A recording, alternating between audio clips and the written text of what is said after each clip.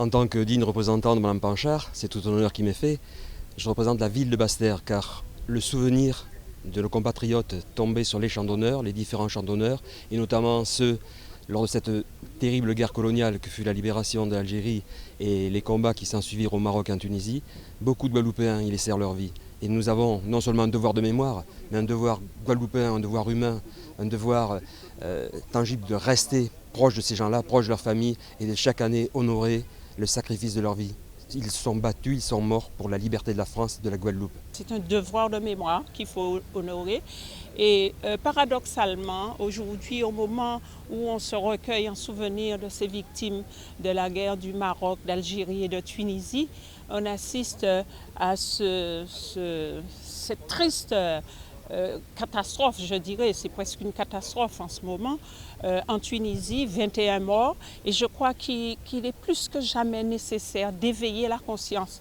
Il y a encore un travail international à faire, et d'ailleurs, c'est à côté de l'Assemblée en Tunisie où on débattait de l'action à mener contre le terrorisme, et plus que jamais, il faut renforcer les dispositifs de lutte contre ces djihadistes qui terrorisent malheureusement le monde entier.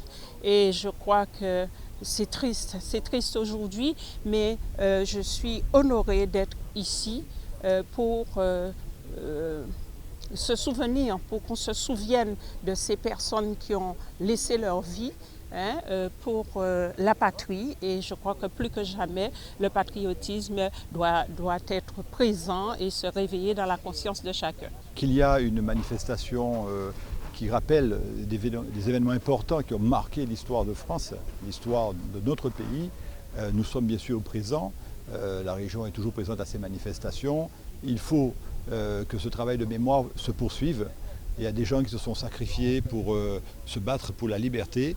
Même si c'est depuis plusieurs années, il faut continuer à le faire. C'est d'autant plus important que l'actualité récente, malheureusement, nous montre bien que même si nous sommes dans un pays de liberté, il y a des dangers qui menacent la liberté, qui menacent la République.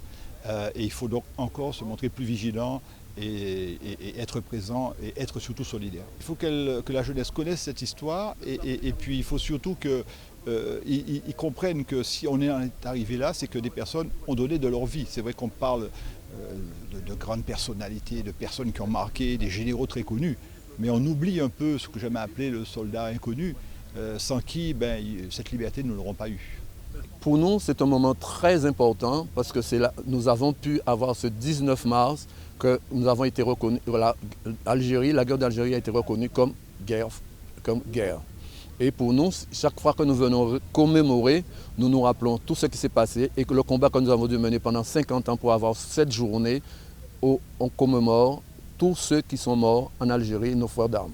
Il faut que la jeunesse guadeloupéenne soit au courant. Il faut que la jeunesse guadeloupéenne soit informée de ce qui s'est passé pour qu'ils prennent conscience de ce que ça veut dire la paix. Parce que pour nous, c'est une chose très importante, la paix, dans notre pays et ailleurs, pour que cette jeunesse puisse s'épanouir dignement, en famille ou même seule, mais puisse s'épanouir, parce que pour nous, c'est un moment capital de la vie, la liberté pour la jeunesse, pour pouvoir grandir, travailler, s'épanouir.